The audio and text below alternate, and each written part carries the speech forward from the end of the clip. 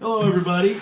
Today I'm going to have a bit of a departure from normal videos.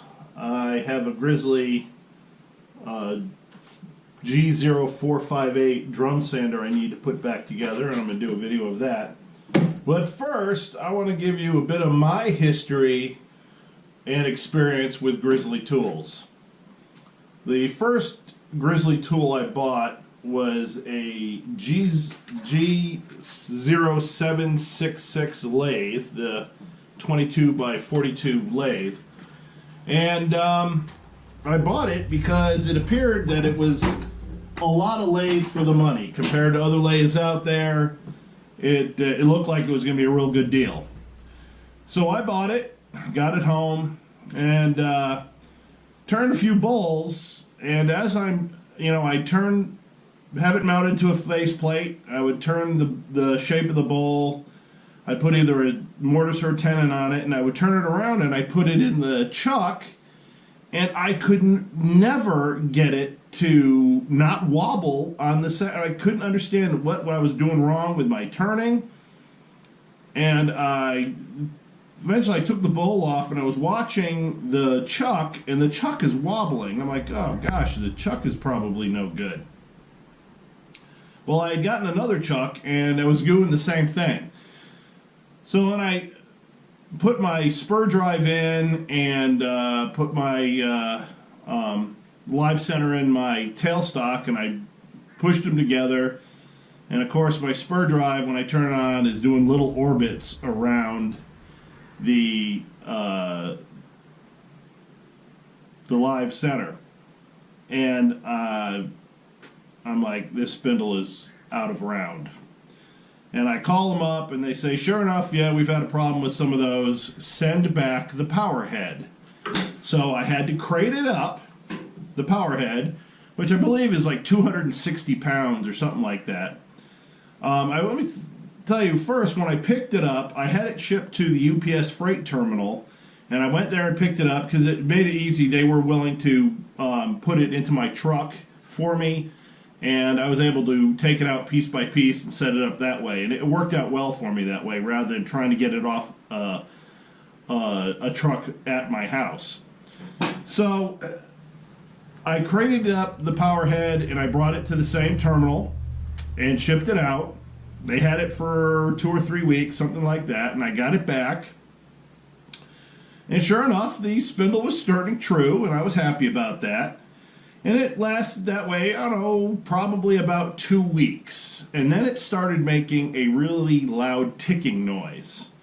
And I called them back up. They're like, well, maybe your spanner nut inside had come loose.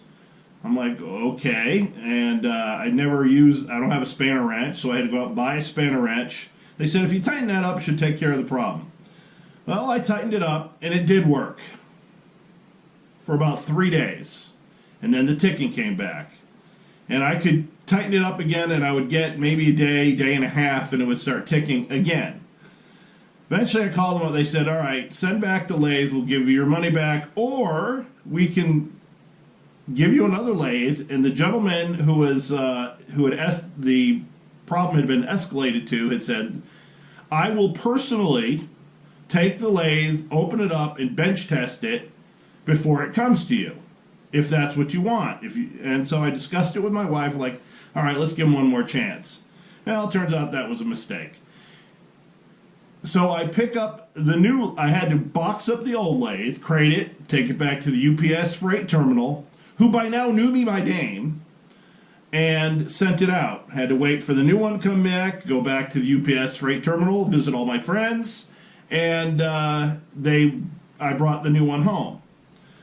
I set it up. I didn't have a lot of time, so I decided I'm just going to turn a little bowl, see how this one is working. I turn a little bowl, and I go to take it off the chuck, and I undo the chuck. I took the chuck off the spindle, and the spindle was almost too hot to touch. I'm like, my God, this thing has got a bad bearing. And so I call them up. And let me also say, when I picked this one up, the only evidence that anything had been done was it clearly the crate had been opened, and the cord had been pulled out from where it was its normal packing area, but nothing else was disturbed. It was clear to me his idea of bench testing was to open the crate, pull the cord out, plug it in, turn it on inside the crate, watch it spin, and then box it back up, because nothing else had been disturbed. So I call them up, and the man says, talk to the same guy, he says, well, I bench tested it, and if you send it back, you're not going to get, and there's nothing wrong with it, you're not going to get back your shipping charges. And I'm like, listen, I know a bad bearing when I see one, this is a bad bearing. He says, well, you're going to have some proof. So I have at work access to an infrared video camera, and I brought it home, and I turned it on, and that spindle, with no load on it, nothing on it, just the machine spinning, went from room temperature to 120 degrees in 10 minutes, and it was still climbing. At that point, I figured it had made the point, and so I stopped recording. I called him up, gave him my information. He says, well, you send it back. Well, I had to crate it up again, visit my friends once again at UPS Freight, and sure enough, they got the lathe back, and they did not refund my shipping charges. I called him up, and he was very adamant there was nothing wrong with that lathe. I said, I have a videotape that shows to the contrary. He didn't care. So I went to the North Carolina Attorney General's office, filed a formal complaint, put it in online. 2 days later, I had gotten a notification. The same day, I got a notification from the Attorney General's office that they were investigating it. I got a phone call from Grizzly saying, oh, it was a big misunderstanding. We've already refunded your shipping charges. So there's that. While I still had the original lathe, I was doing some work, and I wanted a drum sander. Again, I was seduced, to me, by the apparent value of the machines, what you got for what you paid.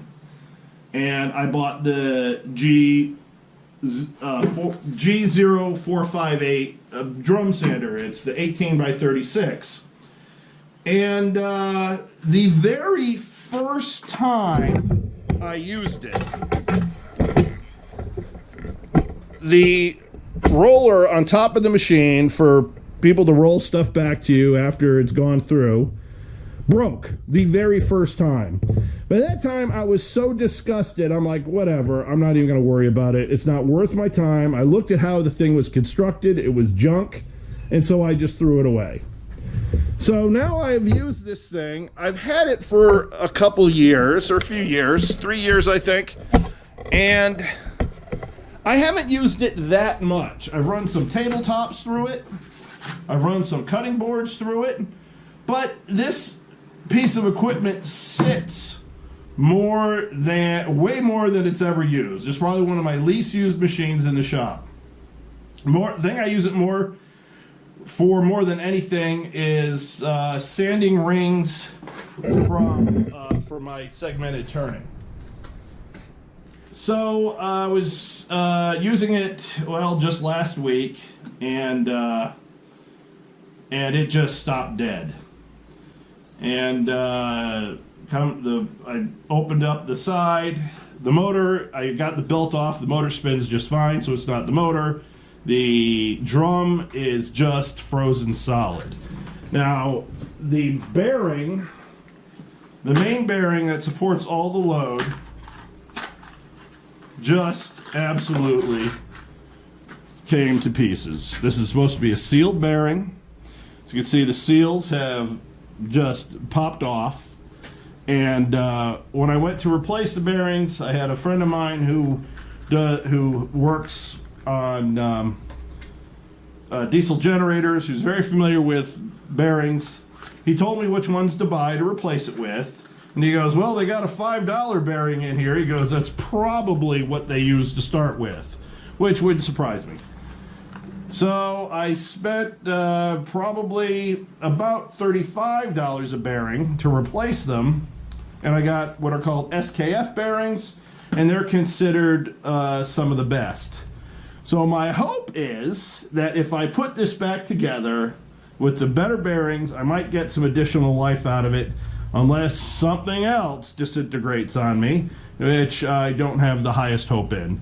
But I know some of you out there are big Grizzly boosters, and if that's you, and I don't mean to hurt anyone's feelings, but these are my experiences with Grizzly. If you have good luck with their machines, well, God bless you, and I hope you continue to have good luck with their machines. I just know from my perspective, I won't buy another one, but that's just me. But with that said, let me see if we can try to get this thing put back together. First thing I gotta do is get the drum put back onto the machine.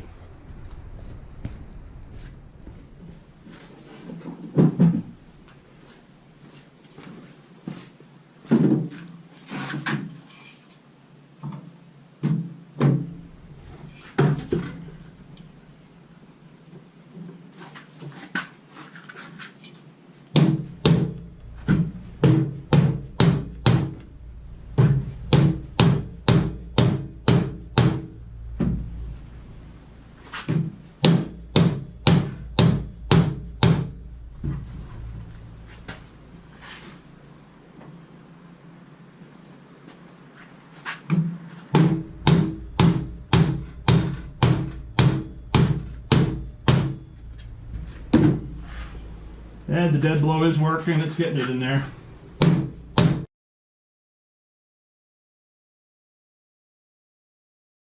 That's better. That's better.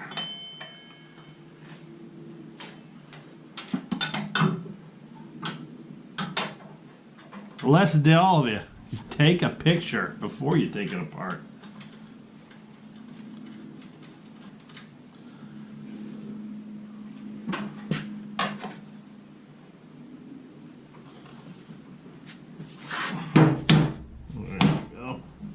Much better.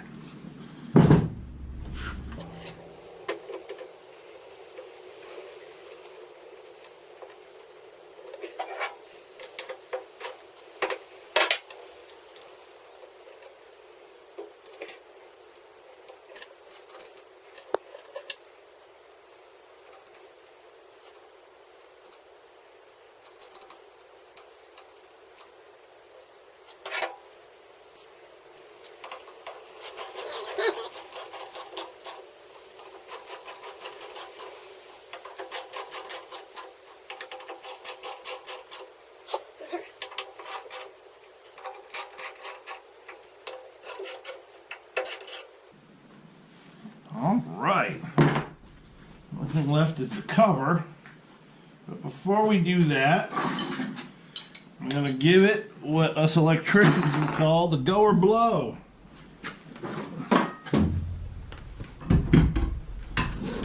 Switches off.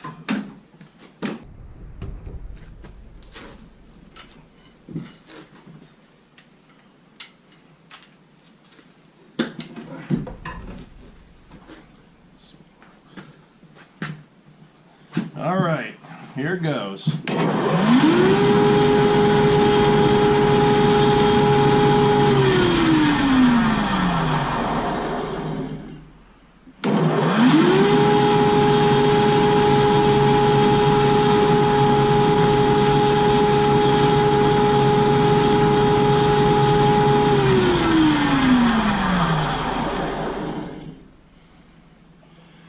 I do believe we have it. Let me put the cover on. Covered.